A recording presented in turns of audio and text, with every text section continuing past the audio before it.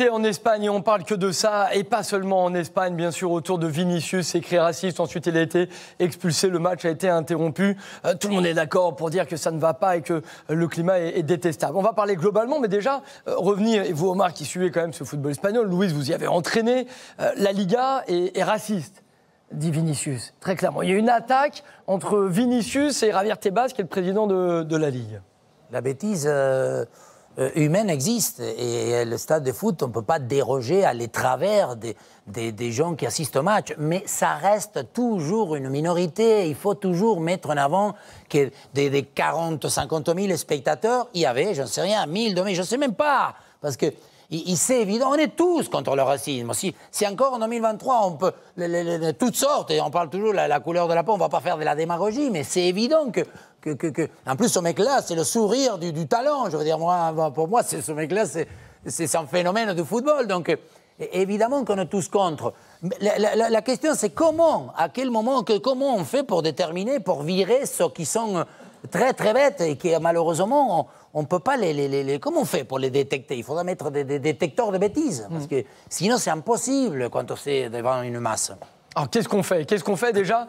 Ce climat peut-être vraiment appuyé sur le football espagnol, au-delà du racisme, on a quand même aujourd'hui, et vous avez sans doute lu, une prise de position du président de la fédération que l'on voit en haut. Il faut reconnaître que nous avons un problème de comportement, d'éducation et de racisme dans notre pays, donc en Espagne, et Javier Tebas qui le dit très clairement, l'Espagne, la Liga, on n'est pas raciste, mais il dénonce et il combat tout cela. Il y a une ligne de conduite qui n'est pas exactement la même. Par rapport à ce qui a été dit par Omar, que je cautionne tout à fait. Tu sais, dans tous ces stades, que l'on soit en Espagne, que l'on soit en Italie aussi, dernièrement, il n'y a pas longtemps, il y a eu aussi ces fameux problèmes, ou en Espagne ou en France, où ce genre de situation, elle est présente. Mais on ne va pas non plus condamner quand il y a 45 000, 50 000, tout le monde. Il y a peut-être un, deux isolés, des éléments qui sont là pour nuire, pour s'attaquer à quelque chose que l'on aime, que l'on voit. Bon, maintenant, ces personnes qui s'expriment aujourd'hui, c'est au lendemain. Il faudrait qu'elles prennent un peu du recul, qu'elles se calment un peu et qu'elles sanctionnent. Nous, ce qu'on demande, c'est des sanctions. On ne peut pas tolérer, on ne peut pas accepter qu'on puisse, dans un stade, insulter quelle que soit de la communauté d'un joueur. Parce que nous, le football, ça nous a toujours rassemblés, on a toujours été ensemble. Et toutes ces personnes veulent aujourd'hui prendre les devants par la communication, qu'elles fassent très attention aux propos que l'on tient, parce que c'est important. Tebas, c'est vrai que c'est un personnage, pour l'organisation de sa ligue, de son championnat, ok, pas de problème. Mais là il s'est peut-être un peu trop mis en avant pour nous parler de ce qui est dans son championnat. Maintenant, ce qui concerne les autres dirigeants, c'est pareil. Moi, je demande qu'une seule chose, c'est qu'il y ait un jour ou l'autre, dans chaque stade, je vais parler avec Julien, que l'on organise les bruits-sonneurs, tu sais, et que l'on sache toute personne qui rentre dans un stade et que l'on suspende à vie ces personnes qui se permettront d'insulter. C'est déjà fait. Valence l'a déjà fait, d'ailleurs, en 2019. Oui, bien sûr. Mais est-ce qu'on a une preuve comme quoi s'ils l'ont fait? Oui, il a été banni à vie. Mais par contre, en tout cas, il a bien individualisé parce que Vinicius, il dit, toi, c'est toi. Donc, il a vraiment focalisé. Et c'est pour ça que Vinicius, il a été jusqu'au bout, parce que lui, ce qu'il voulait, c'est que ce monsieur-là, voilà, on le prenne, et à la limite, lui, il arrête. On n'arrête pas le match.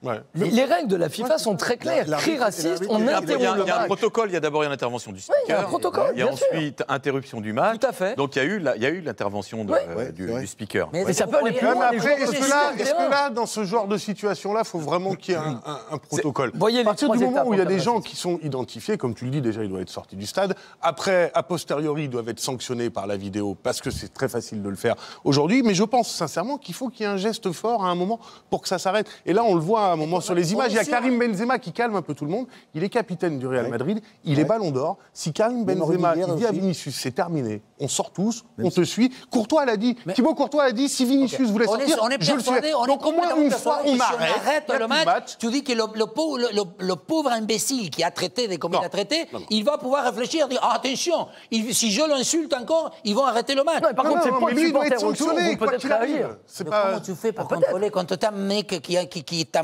pauvre mais type, les potes supporters qui dit n'importe quoi, parce que le problème, mais lui, il doit être sorti, privé de stade à vie, ça s'est réglé, lui, il doit être sanctionné. Mais je pense qu'il y a un moment, il faut qu'il y ait un... Ouais, si on a cette certitude, si la solution, on est persuadé que les pauvres mecs, parce que le problème, c'est comment tu veux faire rentrer non, mais après une fois, raison... 2 fois, 3 fois que les matchs seront arrêtés, les gens, ils vont peut-être, je sais pas, j'en sais rien, Parce que l'histoire, c'est ça, c'est qu'à partir du moment où tu es dans une tribune, c'est l'anonymat, c'est le fait de... Oui, mais aujourd'hui, c'est plus anonyme. Tu ne deviens pas toi-même.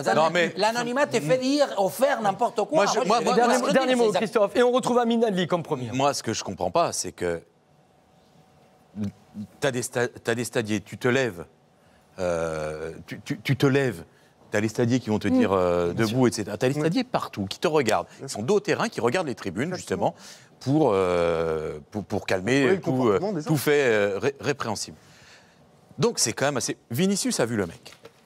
Tu as un stadier qui est pas loin, qui a vu le truc évidemment. Oui, mais il n'a pas... Oui. Là, non, mais t'arrêtes. Tu dis au stadier, vous confirmez que c'est lui, t'appelles la police, tu chopes le gazier, hop. Terminé. Hop là, au revoir. Non, mais il faudra même des vidéos, des caméras. Mais bien sûr.